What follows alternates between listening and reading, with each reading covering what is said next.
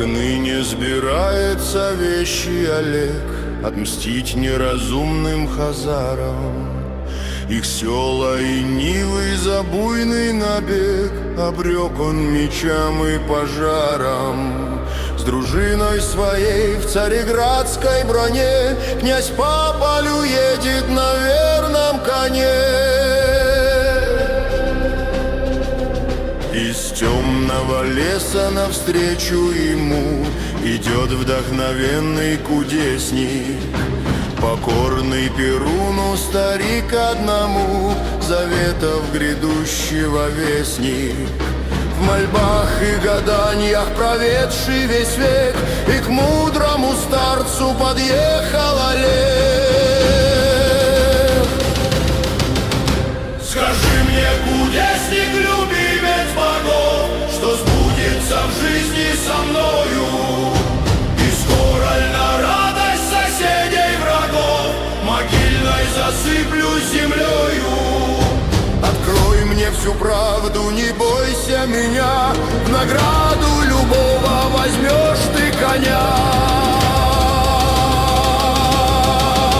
Волхвы не боятся могучих владык, а княжеский дар им не нужен. Правдив и свободен их вещий язык, и с волей небесною дружен. Грядущие годы таятся во мгле, но вижу твой жребий на светлом челе. Запомни же ныне ты слово мое, воителю слава отрада. Победой прославлено имя твое, твой щит на вратах Цареграда. И волны и суша покорны тебе, завидует мне друг столь дивной судьбе. И синего моря обманчивый вал в часы роковой непогоды, и пращи стрела и лукавый кинжал щадят победителя годы. Под грозной броней ты не ведаешь ран, незримый хранитель могущему дан. Твой конь не боится опасных трудов, он, чуя господскую волю, то смирно и стоит под стрелами врагов, то мчится по бранному полю. И холод, и сеча ему ничего, но примешь ты смерть от коня своего. Олег усмехнулся, однако чела и взором мрачились думой. В молчанье рукой опершись на седло, с коня он слезает угрюмый. И верного друга прощальной рукой и гладит, и треплет по шее крутой. Прощай, мой товарищ, мой верный слуга, расстаться настало нам время. Теперь отдыхай, уж не ступит нога в твое позлощенное стремя. Прощай, утешайся, да помни меня, вы, отроки, други, возьмите коня.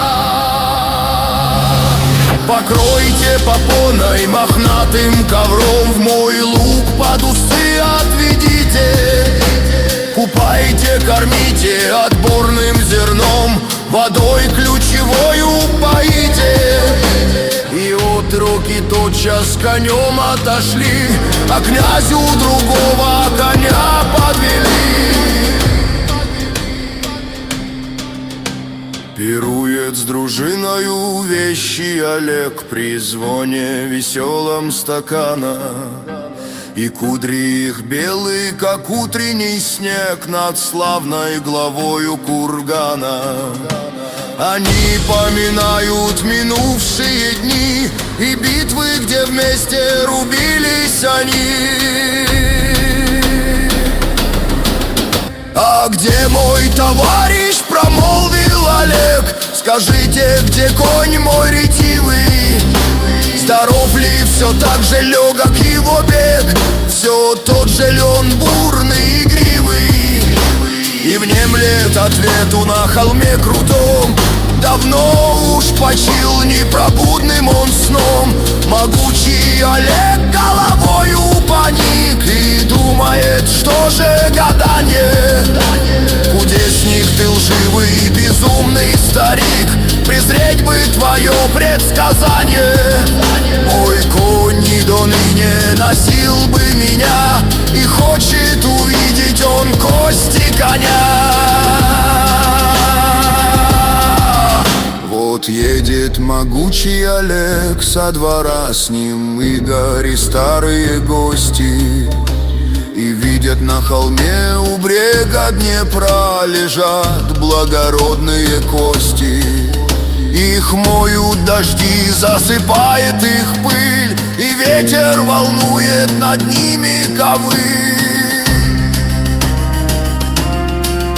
Князь тихо на череп коня наступил и молвил: спи, друг одинокий, твой старый хозяин тебя пережил на тризне уже недалекой. Не ты под секирой ковыль обогришь и жаркою кровью мой прах напоишь. Так вот, где таилась погибель моя, мне смертью кость угрожала.